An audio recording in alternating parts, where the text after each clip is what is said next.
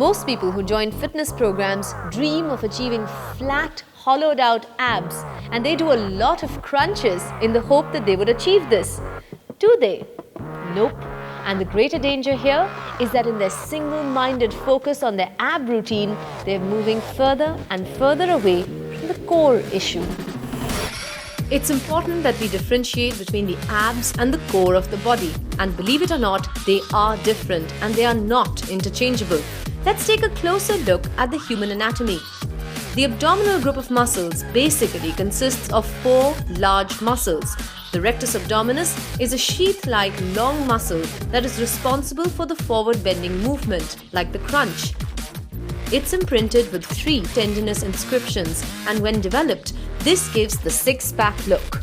Underneath, we have the large transverse abdominis, which wraps around like a tight belt around our torso. It's responsible for movements like the sucking in feeling of our stomach and is also a stabilizer for more strenuous body movements. On the sides are the internal and external obliques, and these are responsible for the rotational movements of the torso. So when you focus on abs training, you focus on the development of these and only these 4 muscles, on their strength and on their optimal tone, and on the way you want them to look.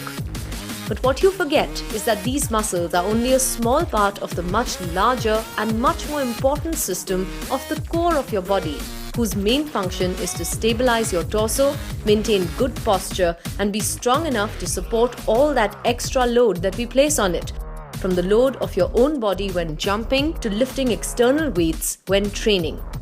The thing to remember is that the abdominal group of muscles is only one of the muscle groups that makes up the core of the body, the others being the muscles of the lower back and the muscles of the pelvic girdle. Simply put, anything that is not your arms and legs makes up the core of the body. Some trainers even include the muscles that we use for breathing. In the lower back, we have the quadratus lumborum, multifidus muscles, and the erector spinae muscles, all of which help in keeping the spine erect when stationary and stabilized when in movement.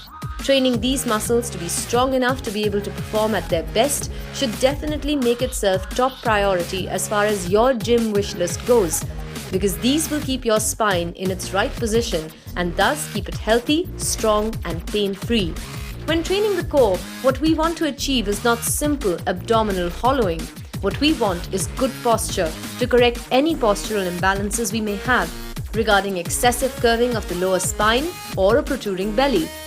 A posture like this allows you to be stronger and to lift heavier loads because it allows for greater activation of the glutes and thus more power.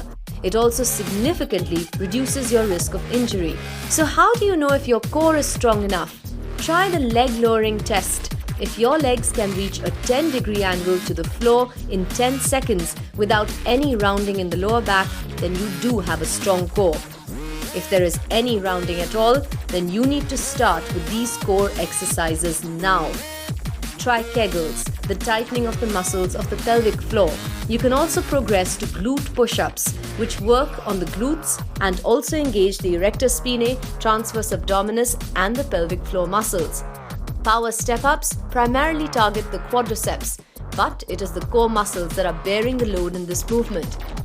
The Landmine 180 targets the obliques and the abs, but also challenges the serratus anterior muscles, which help in the movement of the ribcage while breathing.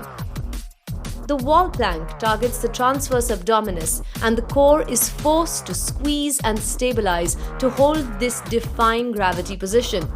Any variation you add to this just increases the challenge. The dragon walk targets the chest, triceps, and the quadriceps, but relies heavily on core stabilization as you slowly make your way across the room. Same with the crab walk. So if you've been doing just a few bent knee crunches and calling it a day, then you should know that that's simply not enough. Focus on the core, always, and get those nice, flat, hollowed out abs as a side effect.